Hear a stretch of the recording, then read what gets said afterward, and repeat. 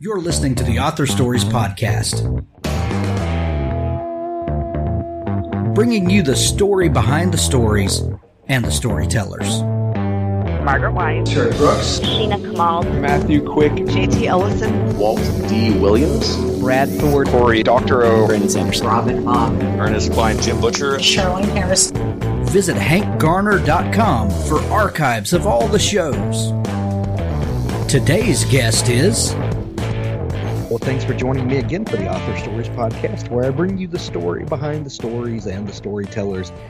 Welcome to episode 1201, and I am super excited to have Jeffery Deaver on the show with me today. Jeff, one of my all-time favorite writers, and Jeff Deaver has created one of those series characters that we love to revisit every chance we get, and that is Lincoln Rhyme. And if you have been reading thrillers, or if you've been awake, for the last couple of decades, Lincoln Rhyme is probably on your bookshelf somewhere. And he is back with the brand new book, The Midnight Lock, a Lincoln Rhyme novel. I love it. I can't wait to give this as Christmas gifts to folks on my Christmas list this year, the readers that love a great story. Jeff, welcome back to the show. Well, thank you, Hank. I always look forward to our conversation. I sure do too, and I look forward to a new Jeffery Deaver book every at least every year, hopefully a couple of times a year.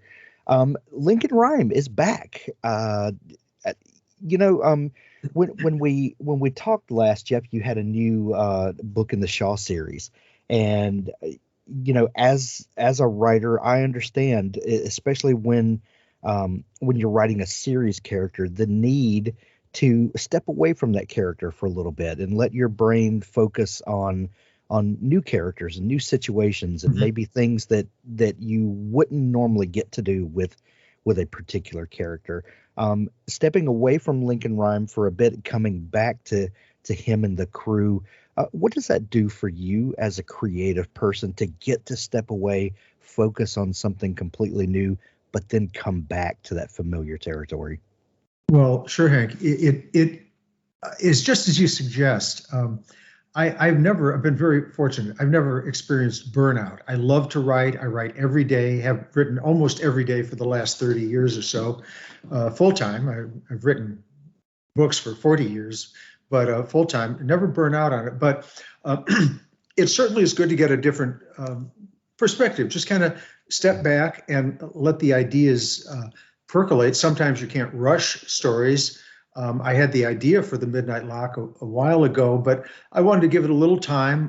When I teach my courses in writing, I tell my students, never rush in this business. Don't rush to get the book finished, even though you want to. Don't rush to sell the book. If it takes 5 years to sell it, then it takes 5 years, but don't settle for a publisher you're not happy with. Well, long way of saying that I set the Lincoln Rhyme books aside, went to Coulter Shaw, the 3 books there, The Never Game, The Goodbye Man, and The Final Twist. And I did that also because I look at myself as a manufacturer of a product.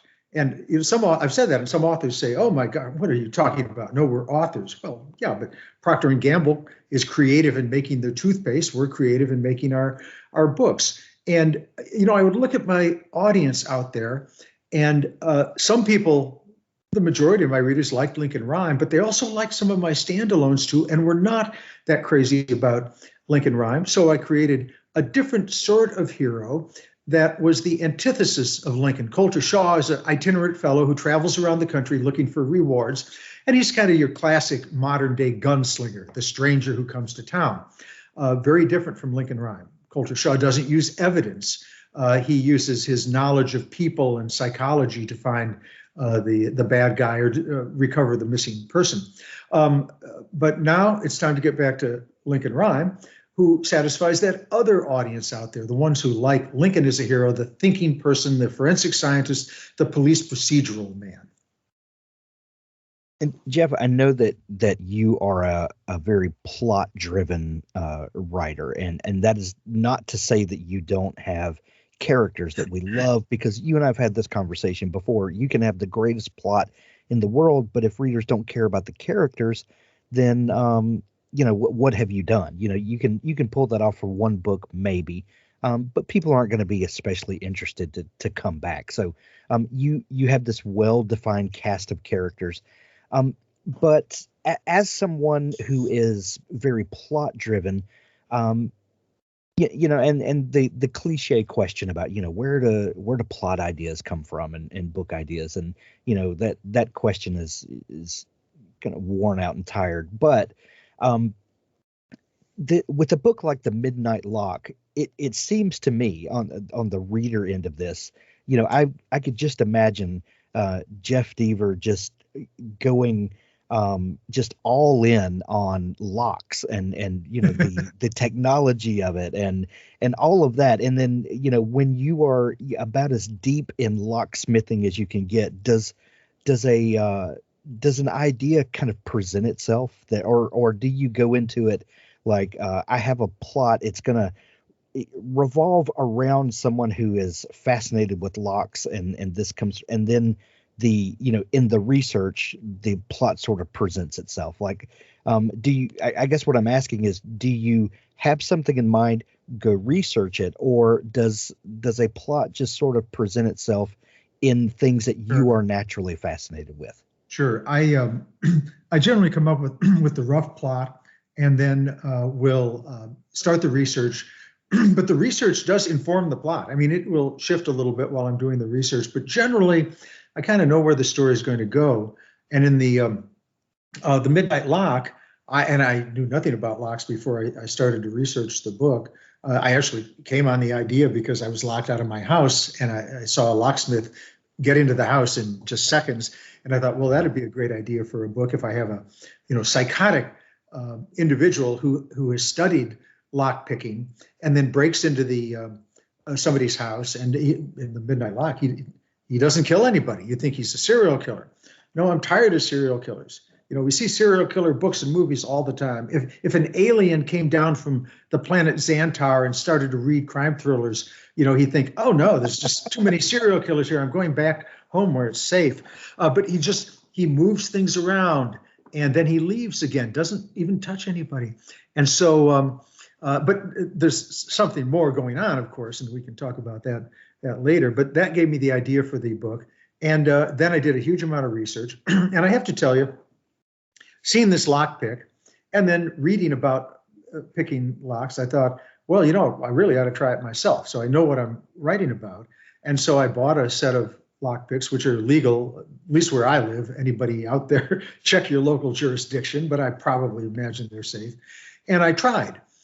And let's say after 2.5 hours and a bit of frustration and some words I'm not proud I said, I gave up. But at least I kind of got a sense of what it was like.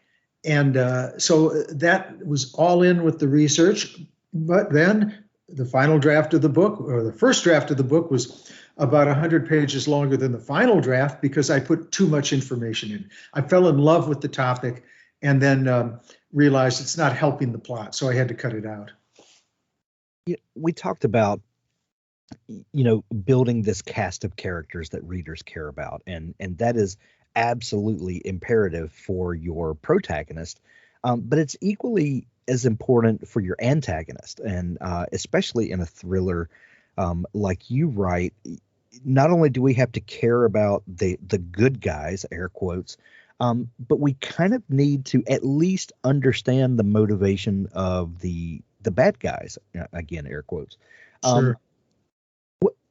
Tell me a little bit about the process of creating villains, and because you do it so well, they don't seem like cardboard caricature cutouts. They seem to be fully realized characters of their own, and even though we don't agree with their motivations, we can kind of see where these people are coming from.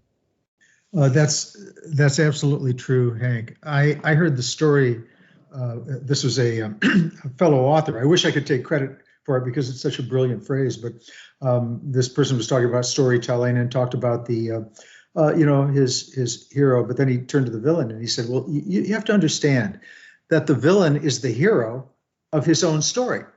And while, as you point out, we don't necessarily want the villain to prevail, we kind of understand that he's going to be really disappointed if he doesn't succeed in the, who knows what it is, the assassination, the planting the bomb, the stealing the gold from the mint. He's going to be diminished by that. And that should diminish us a little bit too, because in my books, at least, I want them to be 100% emotional connection with every character in there, aside from the delivery men and things like that. So I work really hard to craft the villains. Now, excuse me, the heroes, we love our heroes. I love Lincoln Rhyme. I love Amelia Sachs. I love Coulter Shaw. I love Catherine Dance, all my other heroes. But if you ask a thriller writer, what's the favorite character he or she loves to create? They're going to say, well, don't tell anybody this, but it's the villain, because we can let our imaginations run wild with that. And in this book, I did something quite interesting, because the villain is formed by certain forces out there. And all I'll say is the internet is largely involved in this. And he would be a different person if he lived in a different era and the internet were not around. But so what I did was I wrote from his point of view, which was pretty tricky to do because his identity is a surprise. So I had to have him do things that matched the clues that Lincoln and Amelia were finding, but that might lead to several different people, because I wanted to keep his identity secret, as I say. But more important, I wanted to get into his mind so that the readers could understand where he was coming from, and not hope he prevailed, but at least could step into his shoes and see how he had been formed by this incredible modern day phenomenon that is allowing us to have a conversation right now, and that allowed me to research the books and allows me to email back to my fans who sent sent me a question or offered some advice or praise. And that really, I think, solidified in the readers' minds who this character was. Authors, I have a fantastic new service to tell you about. It's called PubSite. PubSite is a service to help you build your very own website, your home on the web, where you can promote your work and give your fans a place to connect with you. PubSite is a website platform that allows every author, regardless of budget, to have a great-looking professional website developed by the book marketing professionals at FSB Associates. PubSite is the new, easy-to-use DIY website builder developed specifically for books and authors. Whether you're an author of one book or 20, or a small publisher, PubSite allows you to build, design, and most importantly, update your website pain-free. No need to be dependent on a designer or webmaster to make a small but costly change to your website. Save the money and do it yourself. PubSite is the best platform for authors because it's a book-centric platform. PubSite was built just for authors and small publishers. Every design, feature, and layout is book-centric. They have customized designs for you to use. It's easy to build. No coding or HTML is necessary to create a stunning, professional-looking website with all the features you want. Get a custom domain name, yourname.com. It's simple to update. You can add all of your books, add a blog and a book tour, sell from any retailer, manage your email list and social media, and even do e-commerce. Build your website with a 14-day free trial, then pay just $19.99 per month, which includes hosting, and we offer packages starting at $499 to set up the website for you. Pub-site.com, the place to help authors find their home on the web.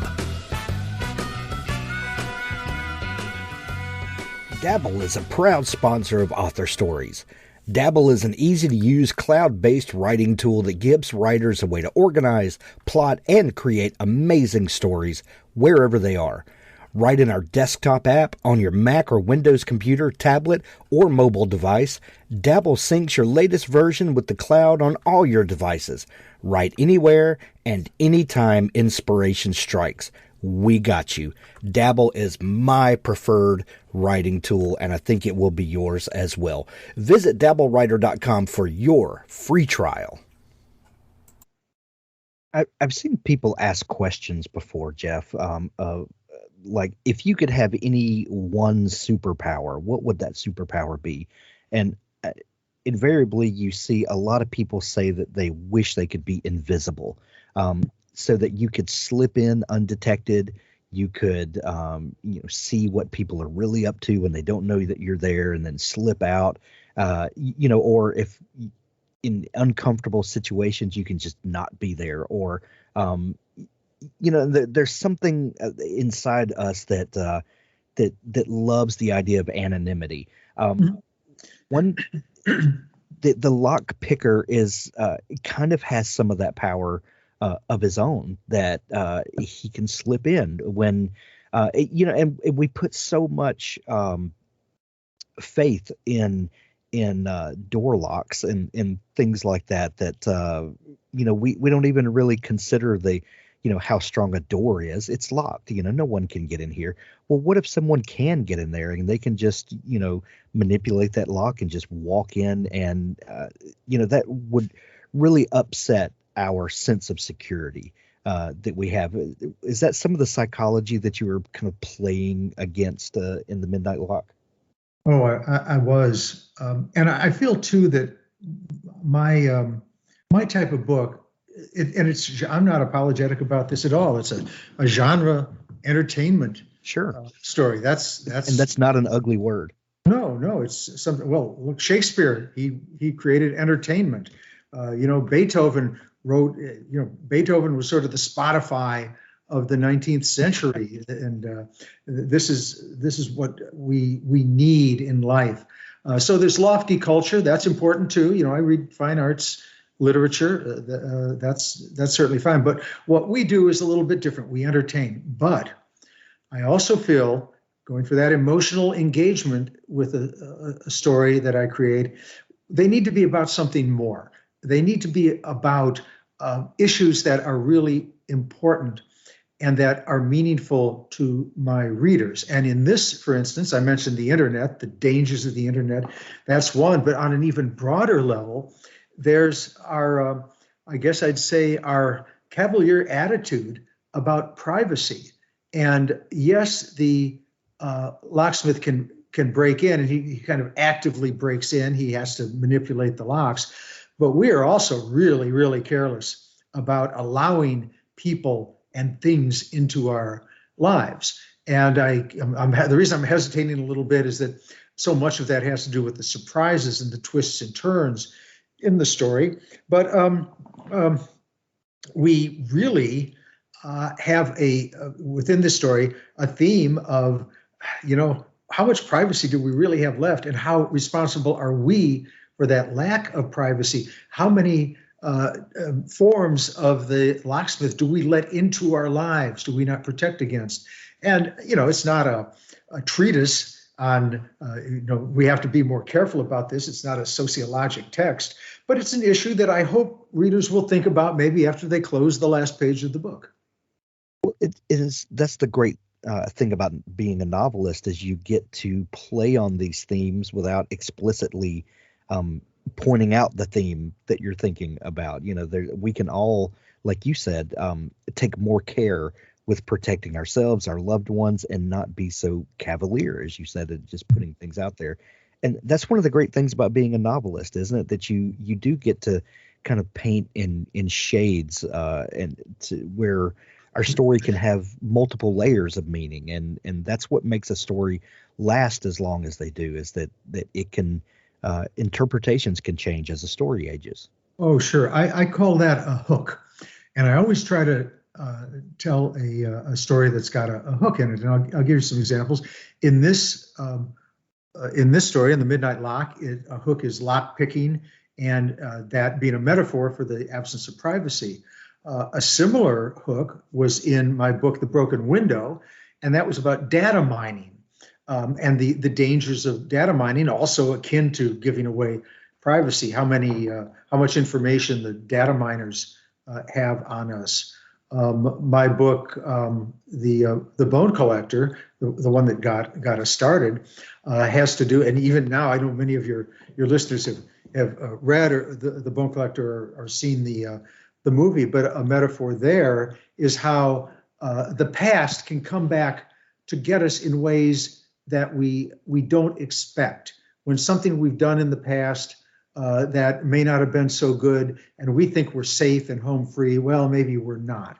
So that little extra thing that gives the book some resonance, and it's not always easy to come up with that, and it's also not easy to make sure it doesn't take over the story. I think Samuel Goldwyn, the filmmaker, said, if you want to send a message, go to Western Union. And nowadays, if I say that in a course or to my an audience, I get some blank stares. Western Union used to be like Twitter and Facebook. It was a way to send messages to people, text messages. You had to go to a store to send it, and you had to go to a store to pick up the message. But it was basically Facebook.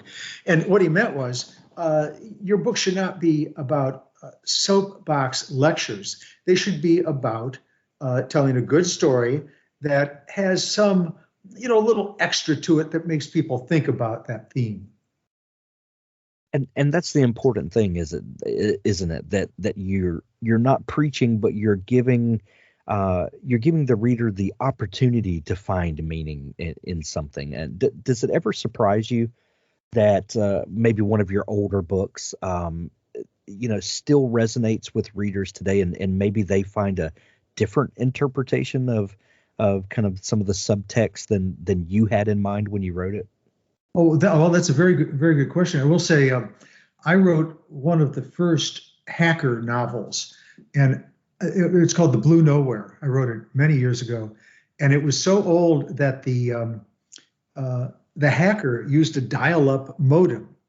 And some of your listeners may not even know what that is, but it was like a server. It was like a way to get online, and you basically originally had to plug your computer into like a telephone, and it made a call to a router somewhere, made this crazy noise. And I would encourage your listeners who are curious to go onto YouTube and look for a modem, and it has a very distinctive clattery sound, a staticky sound that I'm not going to try to emulate, but it's kind of funny. But that was the first hacking book. People still come back to me and say it scared them because this hacker got into your life, and he didn't steal your bank account. He simply learned everything there was about you and then used that information. So that does come back. As far as anyone giving me a story, giving me a tale about how they have reinterpreted one of my books, I don't know that's happened, but it would certainly be something to look forward to. So if any of your listeners say they want to go back and look at some of the early books and say, well, did you mean this or did you mean that? I'd really be happy to take a look at that. One of the hallmarks of a Jeff Deaver book is that it takes place over a shorter amount of time. Usually half a day to 2 days is typically how we find ourselves dropped into one of your stories. Some thrillers really kind of breathe through time, and you follow along with the protagonist as through all of the emotional ups and downs over a lengthy period of time. And then others like yours are almost claustrophobic at points where we're just left breathless in the we know that the clock is ticking, and that brings a whole other layer of anxiety to the story. Is that something that you think about when you start planning out a novel, Jeff? How am I going to compress this down to keep the stakes high, or is that just a natural thing that comes out of your typical storytelling? I myself am a very impatient person, and I have picked up fine literary novels and literary crime novels that move slowly, that are more character development than they are plot driven. And to be honest, they don't interest me that much. I want things to move along quickly. And so that's the kind of book I write. And I tell my students, I don't care what kind of book you like. That's the kind of book you have to write. What you enjoy reading is the kind of book that you should write, because that, you're familiar with that style of book and you also enjoy it. So write the kind of book you enjoy. And I enjoy really fast-paced thrillers. I want that the emotional response on every single, I was going to say every chapter, but I mean every few pages, really. My definition of a story is this. A story is a fictional account of living, breathing characters, both good and bad, who confront increasingly intense questions and conflicts throughout the book. All of those questions and conflicts are answered and resolved in a way that's satisfactory to the reader at the end. And that's the way this is not for everybody, of course, but this is the kind of book I like to write. All those questions, all those conflicts, and put them on a roller coaster. And people get satisfaction out of reading a classic murder mystery, whodunit. There's no real threat. It's simply an intellectual puzzle. Those are wonderful. It's just not what I want to do. I want my readers to race through the book from start to finish as quickly as they can. The great American pulp fiction writer Mickey Spillane in the 1950s and 60s, he wrote detective fiction. He said, people don't read books to get to the middle. We read books to get to the end. And it's our job as authors to move them from page one to the end as quickly as we can. And so a compressed time frame really helps that. The Midnight Lock, Jeff, correct me, I'm sure I'm going to get this wrong, but this is close to or is your 40th novel? Actually, it's my 45th novel. Fifth. Okay, I knew my math would be wrong. We talked earlier about how story matter and subject have changed over the years, but in 45 novels, how has the technology of writing changed? The basics of story can be carried out, with a pencil and a piece of paper, but most working writers have found things that make their lives easier, or technology has certainly helped. How has the technology of writing changed for you? I look at myself as a crafts person, a professional. Look at a neurosurgeon, and she wakes up in the morning and she's got to go into the operating suite. And what's in the operating suite? Every useful instrument and tool that will help her fix the aneurysm or whatever she's got to do that day. The pilot gets on the airplane and he's got all the communications devices, all the redundant systems that help him fly the airplane. Why should a writer be any different? I usually get a new computer every year. I burn through the keyboard very quickly. The operating system is fine. The motherboard is fine. That's not the problem. The disk works okay. It's just the keyboard. I break the keyboard because I work 8-10 hours a day and I have a rather heavy touch. So I always get the latest computers. I check the most helpful websites that will let me do the research. And in my courses, I tell basically my students what I just explained to you, that you may like writing by hand, but at some point you're going to need spell check. At some point you're going to need to look at the whole manuscript and move around a paragraph one way or another to make the book better. And if anything limits you from doing that, anything that is a hindrance to you improving your product, that's a problem. We need to be as professional as the other individuals I just mentioned, the pilot, the neurosurgeon, the attorney, the veterinarian. They all do state of the art. We need to do the same. Is there any particular software that you like to use? I use Word. I started on something called WordStar long ago. I did like WordPerfect quite a bit. It was maybe my favorite software program, but part of the publishing process is not just the writing software. Part of it is the coordination with others in this business. And Word, Microsoft Word, is used by people around the world. And so that's what I've settled on, and I find it good. I don't do. I have an Apple computer. I don't use it much because I found I was going to say MS-DOS. That dates me, but let's say the Windows computers. With Word, it allows me to very easily redefine the keys because I have I touch type, but I also have redefined the function keys and certain combinations of keys, like Control Alternate P means I've redefined that to do something else, and I can easily add the macros. That's you hit a single key and it does a function. So I just found that easier than the Apple products, although I use an iPhone and have an iPad as well. But yeah, I do like that. And I will say this: at the final stage of my book, I will listen to it after I've printed it out and read it word for word while my computer reads it back to me on a program called Natural Reader. The company that makes it is called Natural Soft. And this isn't product placement. I actually pay them. They don't pay me. But I just find it great. You'll see all sorts of typos, and you'll see lots of changes you want to make.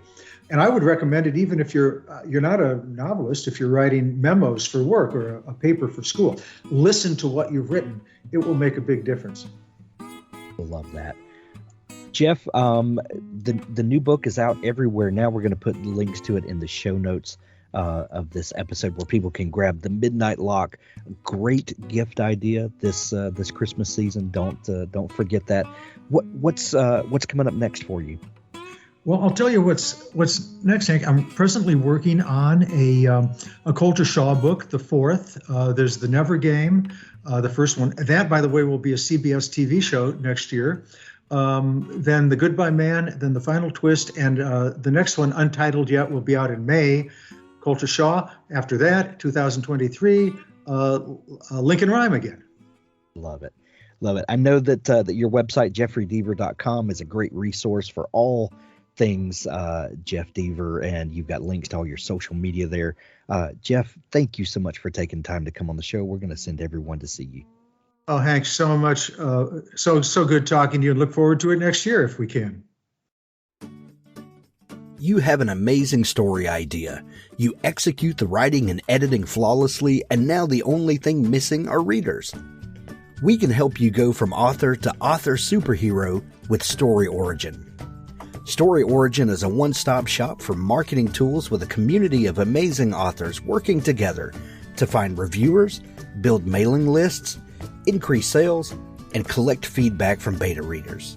Everything an author needs, all in one place, from providing review copies or beta copies, reader magnets to ensure you stay connected with readers, easily distribute audio promo codes, universal retail links to send readers directly to the proper point of purchase, or provide direct download links for members of your mailing list.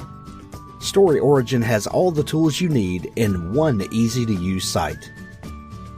Use the promo code ASP21 at checkout when subscribing to the yearly plan, and you will get 10% off your first year.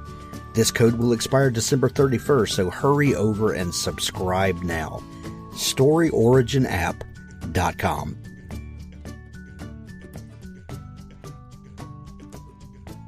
Now stay tuned for an audiobook excerpt from Richard Gleaves' The Jason Crane series. His body broke free of its paralysis, and he stumbled forward, losing his balance. He fell down the slope towards the spot where they had been. His hand shot out unthinkingly, and he grabbed the corner of the black stone bridge. Hoofbeats. Pounding hoofbeats. Coming closer. Coming up the road. Someone or something galloped towards him. The head of an emaciated horse burst from the gloom of the road. The rider was fumbling, out of control, without saddle or bridle, clutching at the white mane, kicking the beast across the hindquarters with his thin legs, his face a frozen mask of terror. He whipped around to look back over his shoulder. Something chased him. Something terrible. Jason spun away as the horse ran over him, spearing him through the chest with its iron-shod hooves. He was unhurt. The horse galloped upward and across the bridge, across strong timbers, rough-hewn and knot-holed.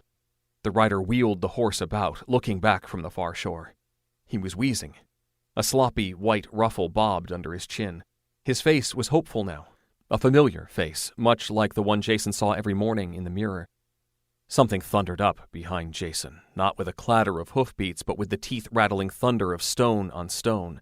Ichabod, yes, of course, the man was Ichabod, wailed, and the sound of his terror echoed across the valley. The hot breath of a horse burned the back of Jason's neck. He stood frozen, unable to turn his head to see the thing behind him. He didn't want to. This was no ordinary vision. He felt with certainty that the rider behind him, no, the horseman behind him, knew he was there. Ichabod kicked his horse. It reared, brayed, and would have thrown him but for the fistfuls of its mane he clutched. Horse and rider spun in place on the far side of the bridge, disoriented. The horseman behind Jason laughed, a terrible, deep, cracking sound from all directions like 1,000 axes chopping down the woods. Jason felt searing heat as a ball of flame whipped over his shoulder. A burning jack-o'-lantern arced across the bridge. Its maniacal face spun end over end. It grinned back at Jason for an instant, spun around and crashed into Ichabod's temple, knocking him from his horse and into the dust. The pumpkin careened upwards, exploding against the trees, shooting tendrils of flame up their trunks, igniting branches and showering the world with sparks and flaming leaves. Jason recoiled, fell to his knees, and threw his arms over his face. His lungs and heart pumped wildly. They slowed. He brought his arms down. The bridge was broken again. It was over.